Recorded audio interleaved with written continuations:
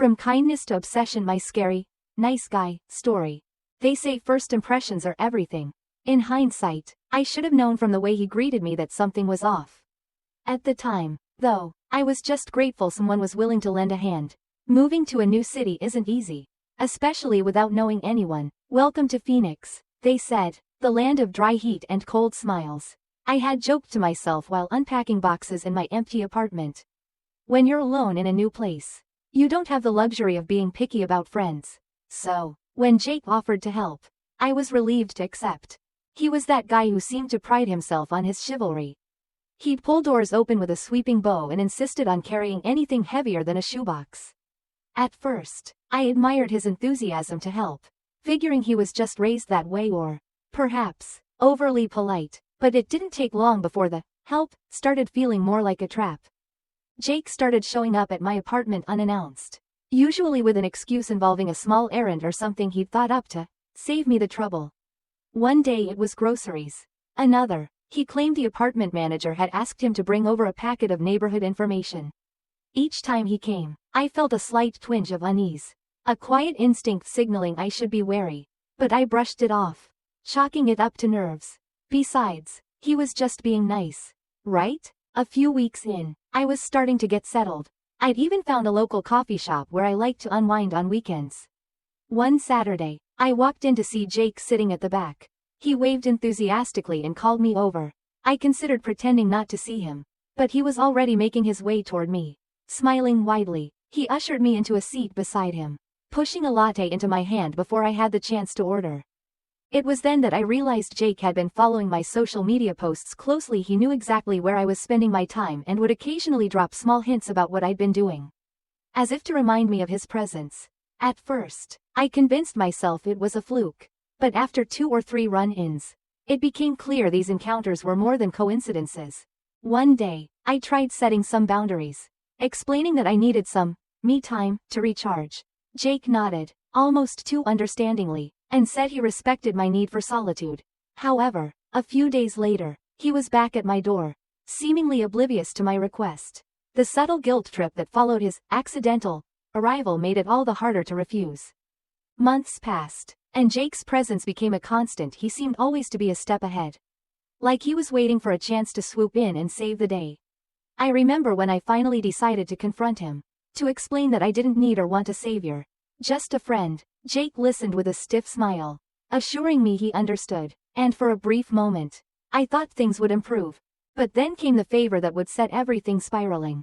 I received a call one night from Jake, who claimed he was in a bind, saying he needed to borrow my car to make a quick run.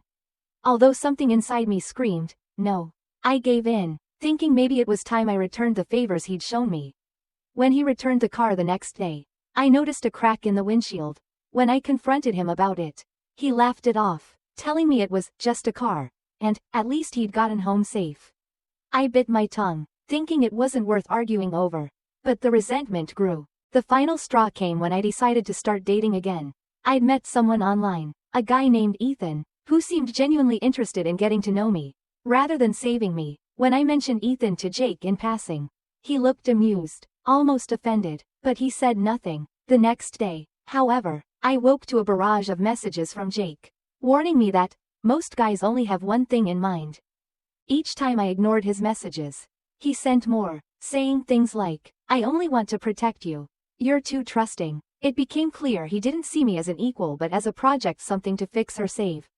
I felt like a prisoner, constantly having to tiptoe around his emotions to avoid upsetting him. Jake's niceness became suffocating, like a weight on my chest, one that was getting harder and harder to bear. A few weeks later, I started feeling like I was no longer in control of my own life. It was as if Jake had decided he had the right to interfere in everything I did. One night, while I was out with Ethan, Jake kept texting me, my phone vibrating endlessly. I ignored it, trying to enjoy my date, but an unease crept over me. When I got home, I checked my phone and saw that Jake had sent over 10 messages, ranging from concerned questions to vaguely threatening comments about the dangers of trusting strangers. I knew it was time to address things. The next morning, I decided to meet with Jake and be honest about my feelings. I texted him to meet me at the coffee shop we frequented.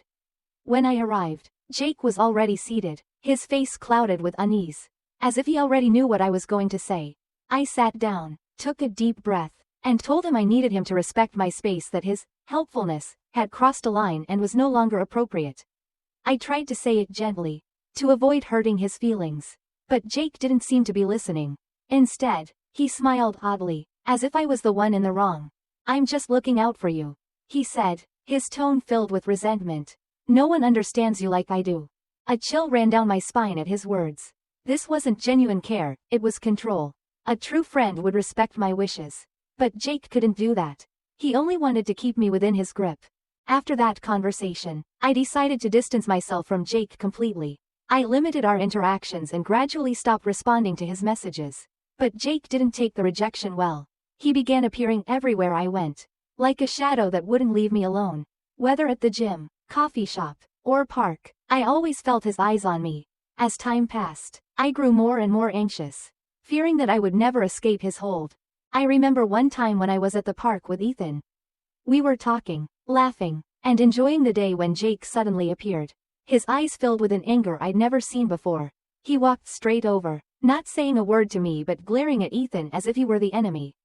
The tension became so thick that I had to intervene, telling Jake he needed to respect my personal space and stop his obsessive pursuit. But instead of backing down, Jake began shouting, accusing me of betraying his feelings even though we were never a couple. He claimed he had sacrificed so much to help me and that I was selfish and ungrateful. After the confrontation at the park, I decided to cut Jake out of my life entirely. I blocked his number, unfollowed him on social media, and avoided places I knew he frequented. But Jake's silence only lasted a few days. One evening, when I returned home after a long day, I found a letter placed on my doorstep. It was from Jake, pages long, filled with descriptions of his feelings, his sacrifices, and how he felt betrayed. I was terrified. This wasn't admiration, it was a dangerous obsession. His words seemed to carry an underlying threat, hinting that if I continued to ignore him, something might happen. In the end, I had no choice but to go to the police. I felt like I was living in a nightmare, recounting every detail about Jake, about the harassment I'd endured. It was hard to believe that someone who had once been kind could become such a frightening stalker. The police helped me set up a restraining order and recommended that I temporarily relocate to avoid further harassment. Having to leave my apartment, the home I'd worked so hard to build, was a tough pill to swallow. But I knew it was necessary to escape Jake and start fresh. I chose to quietly move to another city where no one knew me, where I could live freely without the haunting presence of my past. Now, far from Jake and all the terrifying memories, I realize the valuable lesson I gained from this experience. Kindness is not always sincere, and not everyone who claims to help has good intentions. Sometimes, the price of kindness is control, and only when we have the courage to break free can we truly live in freedom.